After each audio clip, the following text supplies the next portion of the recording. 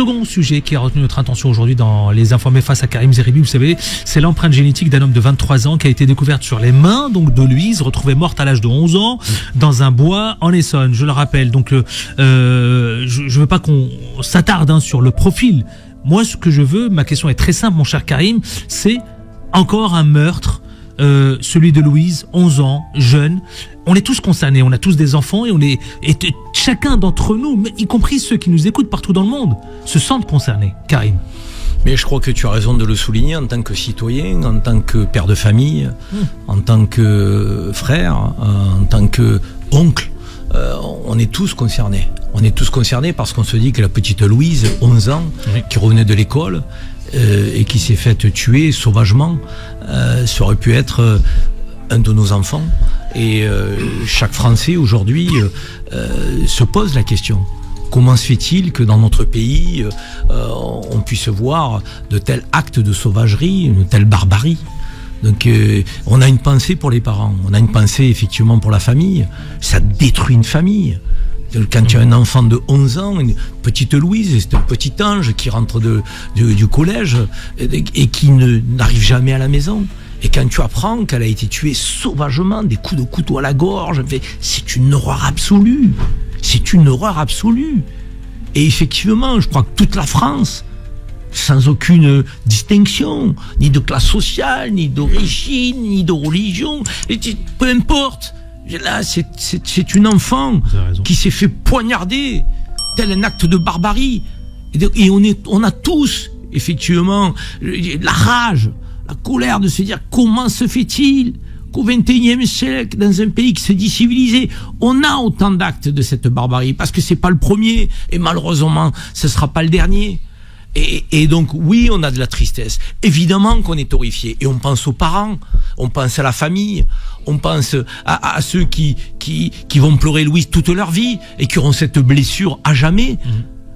Et moi, je le dis clairement, quand j'ai appris la nouvelle, comme quand on apprend les autres nouvelles, on est meurtri. On est meurtri, on fait un transfert. Qu'on le veuille ou non, on fait un transfert. On est parents, on fait un transfert. On se dit, waouh, c'est pas possible. Qu'on soit parents, grands-parents, oncles, tantes, tu fais un transfert. Et tu te dis, il faut que notre pays retrouve une forme de sérénité, de sécurité, de tranquillité, c'est pas possible.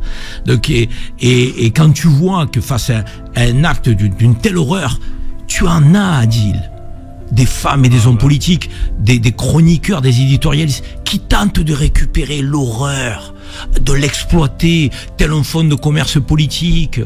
Mais ces gens-là, ils n'ont pas de cœur, ils n'ont pas de dignité.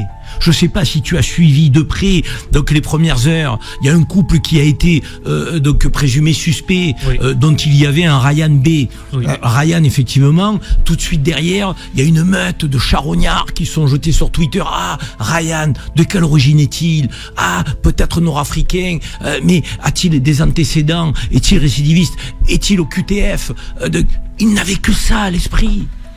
Quand tu vois que face à un tel drame, Adil, tu as des femmes et des hommes politiques qui prétendent vouloir diriger notre pays, qui se sont jetés sur le drame de la petite Louise en allant regarder les origines de Ryan B. Donc s'il avait un passé judiciaire, s'il était en situation régulière ou pas, ils s'en foutent de la famille. Ils en ont rien à faire de Louise et de la tristesse, je dirais des cœurs meurtris de la famille. Non. Ce qui les intéressait, c'était comment on peut exploiter ce drame une nouvelle fois. Mais moi, ça me dégoûte, ça me met en colère. Et je trouve que on passe trop facilement. Il y a eu des tweets qui sont sortis, allez encore un, et c'est toujours les mêmes. Exact. Et ça, c'était quoi? Ben, c'était effectivement apporter de l'eau au moulin d'un fonds de commerce nauséabond. On a des charognards qui tournent autour des drames qui touchent nos compatriotes. On a des charognards. Et ces gens-là prétendent vouloir nous représenter aux échéances électorales. Mais c'est une honte absolue. Ils devraient être sanctionnés. D'abord parce qu'ils pénalisent le travail des enquêteurs, parce qu'ils portent atteinte donc au deuil de la famille. Et la famille, souvent, parce qu'on a des familles dignes dans ces moments-là, indique, quel que soit l'auteur, je ne veux pas de récupération politique. Nous ne voulons pas de récupération politique. Nous n'acceptons pas de récupération politique. Laissez-nous dans notre tristesse faire notre deuil. Laissez les enquêteurs travailler. On a besoin de comprendre. On a besoin de se recueillir. Non. Ces gens-là n'ont rien à faire. L'extrême droite nauséabonde, cette sphère, je dirais, digitale de fascistes, qui n'est là que pour regarder la couleur de peau, le patronyme, la religion, l'origine, le statut de l'auteur des faits. Mais je vais te dire, non, hiérarchise pas.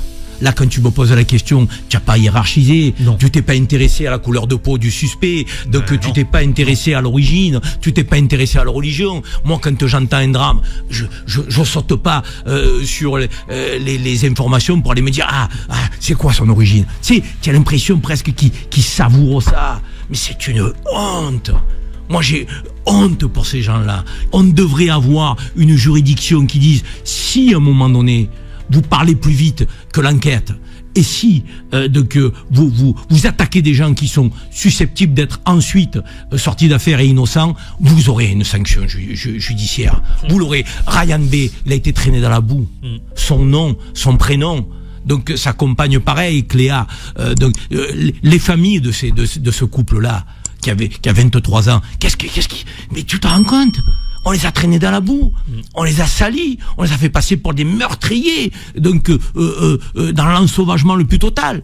Donc, mais encore une fois, c'est toujours les mêmes qui réagissent et qui dégainent.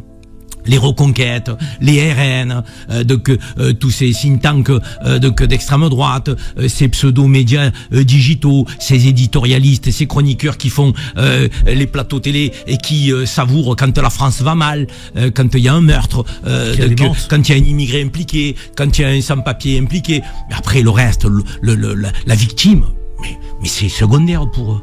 La famille, mais c'est secondaire pour eux. Ils sont sur l'exploitation je dirais, de la tristesse, de l'horreur. Ils sont sur l'exploitation de l'horreur, Adil. Oui, ça me met en colère. Oui, j'ai du mal à garder effectivement une forme d'apaisement parce que je pense à la petite Louise, je pense à sa famille et je me dis, ces gens-là, ces charognards, ces vautours, ils sont encore là. Ils sont encore là pour pourrir la société française, pour mettre à mal notre cohésion, pour mettre à mal notre unité, pour tenter de nous diviser, de nous opposer les uns les autres. Il faut que ça cesse à un moment donné. Il faut que ça cesse.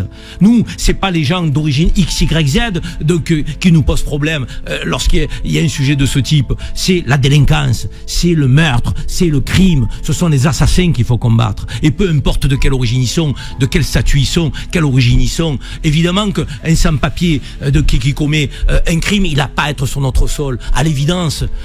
Mais là, est-ce que c'est moins grave parce qu'il s'appelle Owen L? Est-ce que c'est moins grave? Est-ce qu'on doit dire que le crime est plus acceptable? Enfin, où va-t-on? Notre société est en train de se perdre à cause de ces gens-là. On est en train de perdre les valeurs essentielles. On est en train de se déshumaniser.